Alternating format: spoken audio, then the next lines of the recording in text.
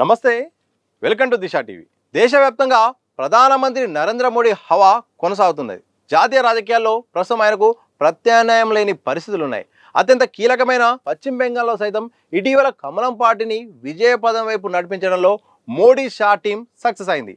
అంతకంటే ముందు బీహార్, ఢిల్లీ, గుజరాత్, రాజస్థాన్, అస్సాంతో సహా పశ్చిమ, ఉత్తర, ఈశాన్యం వైపుల్లో ఉన్న పలు రాష్ట్రాల్లో పార్టీని అధికార పీఠంపై కూర్చోబెట్టారు. ఈ నేపథ్యంలో దక్షిణాది రాష్ట్రాలపై ఫోకస్ పెట్టడంలో భాగంగా ప్రధానమంత్రి మోడీ హైదరాబాద్కు ఆదివారం పర్యటనలో భాగంగా వస్తున్నారు. ఈ సందర్భంగా బీజేపీ గ్రౌండ్ లెవెల్ కార్యకర్తలు రాష్ట్ర పార్టీలో ఉన్న పరిస్థితులను చూసి ఆవేదన చెందుతున్నారు. దేశవ్యాప్తంగా బీజేపీ జెండా రెపరెపలాడుతుంటే రాష్ట్రంలో మాత్రం రోజు రోజుకు చతికిల పడుతుందని ఆందోళన చెందుతున్నారు. వచ్చే ఎన్నికల్లో పార్టీ తెలంగాణలో అధికారంలోకి రావాలంటే ముందుగా స్థానిక పార్టీ నాయకుల మధ్య కొనసాగుతున్న విభేదాలు, ఇగోలకు చెక్ పెట్టాలని కోరుకుంటున్నారు.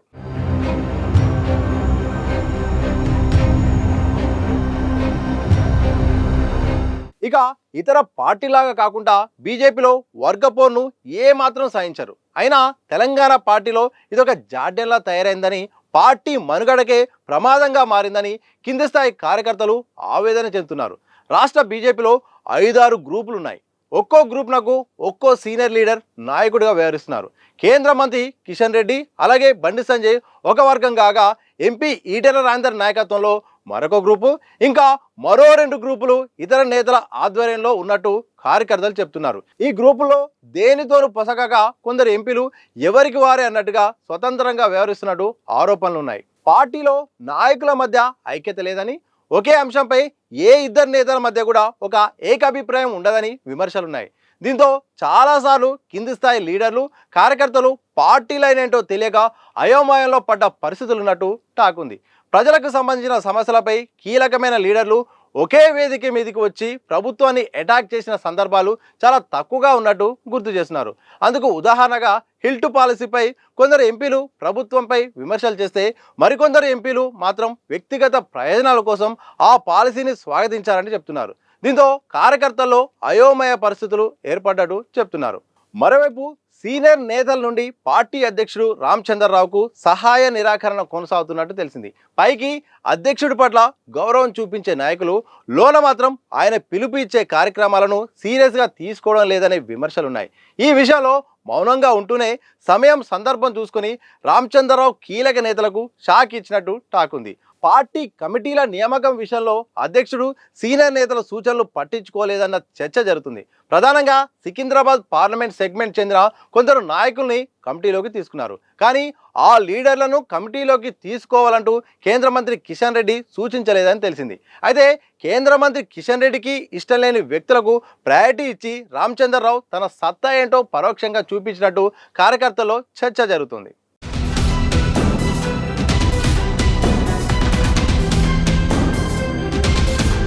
ఇక ప్రభుత్వ వ్యతిరేక విధానాలు, ప్రజా సమస్యలపై ఆందోళనలు, నిరసనలకు పార్టీ అధ్యక్షుడి హోదాలో రామచంద్రరావు పిలుపునిస్తే వాటిని పట్టించుకునే నాయకులు లేరనే టాక్ ఉంది. అధ్యక్షుడు చూసుకుంటారు, మాకేం అవసరం, మాకు ఇతర కార్యక్రమాలు ఉండవా, ఆయన చెప్పగానే మేం పాటించాలా అంటూ కేంద్ర మంత్రులు, ఎంపీలు వ్యవహరిస్తున్నట్టు విమర్శలున్నాయి. దీంతో చాలా విషయాల్లో ప్రభుత్వాన్ని సరిగా అటాక్ చేయలేకపోతున్నారనే ఏకాభిప్రాయం కార్యకర్తల్లో ఉంది. పార్టీ స్పోక్స్ పర్సన్ల ఎంపిక విషయంలో ఇతర కీలక నేతలను సంప్రదించకుండా ఏకపక్షంగా జాబితాను తయారు చేసి హైకమాండ్కు పంపారు. ఆ జాబితాలో పార్టీ గురించి బొత్తిగా తెలియని వారు, పలు వివాదాలు, పోలీస్ కేసుల్లో ఇరుక్కున్న వ్యక్తుల పేరు చూసి ఢిల్లీ నేతలు కూడా షాక్ అయినట్టు సమాచారం. ఇక రామచంద్రరావుకు మృదు స్వభావి అనే పేరుంది. ఎదుటి వారిని ఇబ్బంది పెట్టే వ్యక్తిత్వం ఆయనది కాదు. ఇదే అనేక సార్లు పార్టీకి నష్టం తెస్తుందనే చర్చ కార్యకర్తలో ఉంది. రాష్ట్రంలో 8 మంది ఎంపీలు, 8 మంది ఎమ్మెల్యేలు ఉన్నారు. ఈ బలంతో పార్టీ చాలా దూకుడుగా ఉండాలి. ప్రజలకు, కార్యకర్తలకు ఏ చిన్న సమస్య వచ్చినా వెంటనే రియాక్ట్ అయ్యే విధంగా, అవసరమైతే ఆందోళనలు, నిరసనలు చేపట్టే విధంగా ఉండాలి. కానీ పార్టీలో లీడర్షిప్ మధ్య సమన్వయం కొరవడంతో పార్టీ ఇచ్చే కార్యక్రమాలు అంతగా సక్సెస్ కావడం లేదనే విమర్శలున్నాయి. అదే దూకుడు స్వభావం ఉన్న నాయకుడికి అధ్యక్ష బాధ్యతలు అప్పగిస్తే ఆయన స్వయంగా ఫీల్డ్కు వెళ్ళడమో లేక ప్రత్యక్ష ఆందోళనలకు దిగడం చేస్తే కార్యకర్తల్లో మంచి జోష్ వస్తుందని అంటున్నారు. ఫలితంగా మిగతా లీడర్లు కూడా తాము ఎక్కడ వెనకబడిపోతామనే భయంతోనైనా పార్టీ కార్యక్రమాల్లో పాల్గొంటారని అభిప్రాయపడుతున్నారు.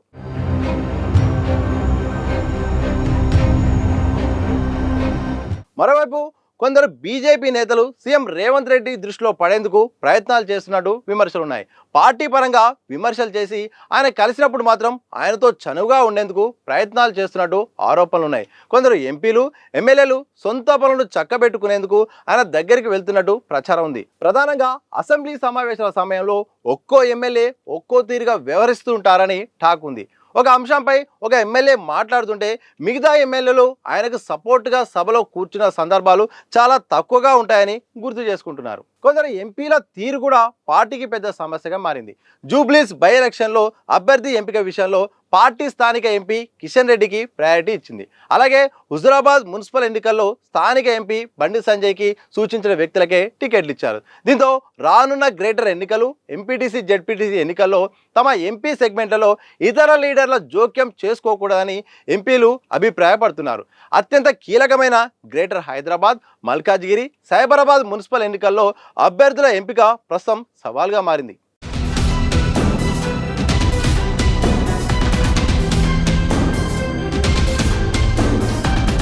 ఇక జూబ్లీస్ ఉప ఎన్నికల్లో బీజేపీకి వచ్చిన ఓట్లను చూసి సొంత పార్టీ నేతలే శాపనార్థాలు పెట్టారు.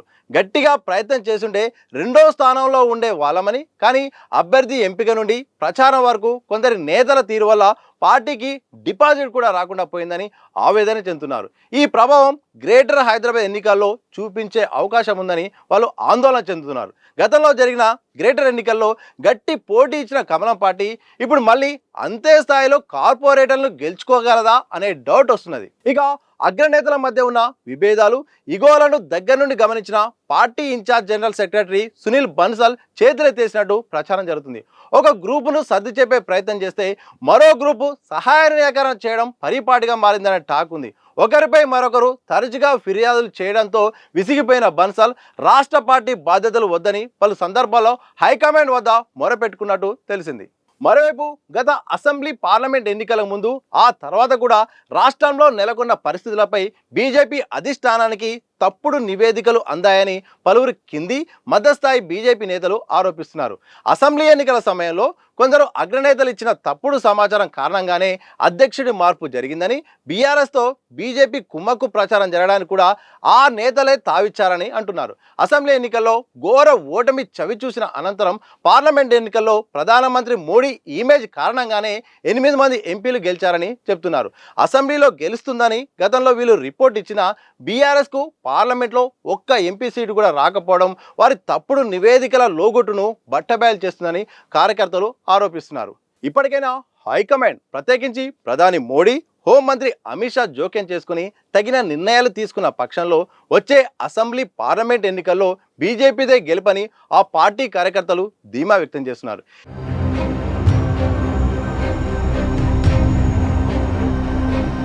8 మంది ఎంపీలతో లక్షలాది మంది కింది స్థాయి కార్యకర్తలతో నేడు తెలంగాణలో కాంగ్రెస్ సర్కార్కు ప్రధాన ప్రతిపక్షంగా ఉండాల్సిన కమలం పార్టీ కేవలం 2వ స్థానానికే పరిమితం అవడానికి స్థానిక నాయకత్వ వైఖరే కారణమని పలువురు కార్యకర్తలు, రాజకీయ పరిశీలకులు ఆరోపిస్తున్నారు.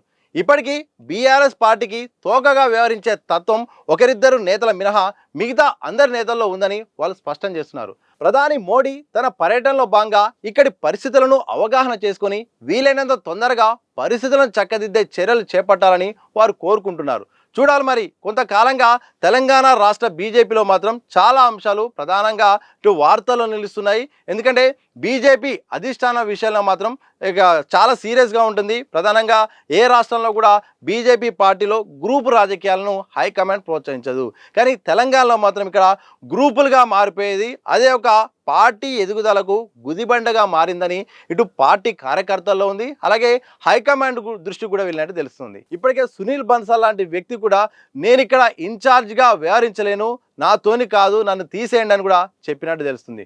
మరి ఇప్పటికైనా ఒకవైపు ఒక్క ఛాన్స్ అనే అంశం బీజేపీకి ఉంది.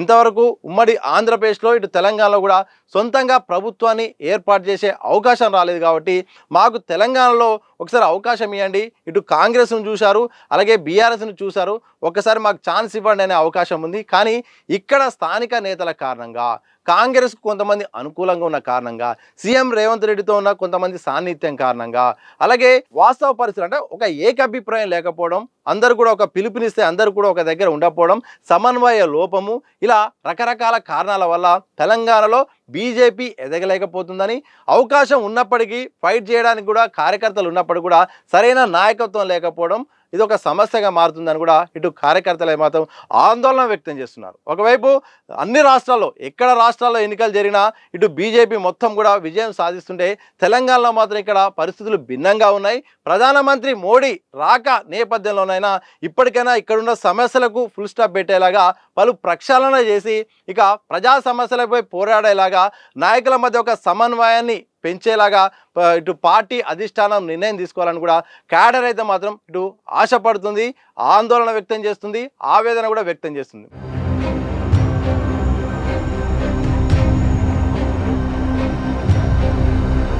మరి బీజేపీ అధిష్టానం మరి తెలంగాణపై ఫోకస్ పెడుతుందా?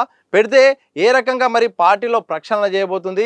అధ్యక్షుడి విషయంలో ఏమన్నా మార్పు చేర్పులు ఉంటాయా? లేకపోతే అధ్యక్షుడికి పూర్తి స్థాయిలో స్వేచ్ఛనిచ్చేలాగా, అధ్యక్షుడికి అందరూ కూడా సహకరించేలాగా, అందరిలో ఒక క్రమశిక్షణ అలాగే సమన్వయం వచ్చేలాగా కూడా అధిష్టానం ఏమన్నా ఒక మార్గనిర్దేశం చేస్తుందా అనేది మాత్రం అందరూ మరి ఎదురు చూస్తున్నారు. ప్రధానంగా ఇటు రాజకీయ విశ్లేషణలు కూడా నిజంగా అధిష్టానం తెలంగాణపై ఎలా ఫోకస్ పెట్టబోతుందని కూడా చూస్తున్నారు. చూడాలి మరి తెలంగాణ బీజేపీలో మరి ఎలాంటి ప్రక్షాళన జరగబోతుంది, హైకమాండ్ ఏ రకంగా నిర్ణయం తీసుకోబోతుంది, ప్రధానమంత్రి మోడీ రాక తర్వాత రాష్ట్ర బీజేపీ మళ్ళీ యాక్టివ్ అవుతుందా, అలాగే ప్రజా సమస్యలపై అందరూ కూడా కలిసి కోట్లాడతారా, ఇలాంటి చాలా ప్రశ్నలు ఉన్నాయి. ఇవన్నిటికి కూడా భవిష్యత్తులో మరి ఒక సమాధానం వచ్చే అవకాశం అయితే కనిపిస్తూ ఉంది.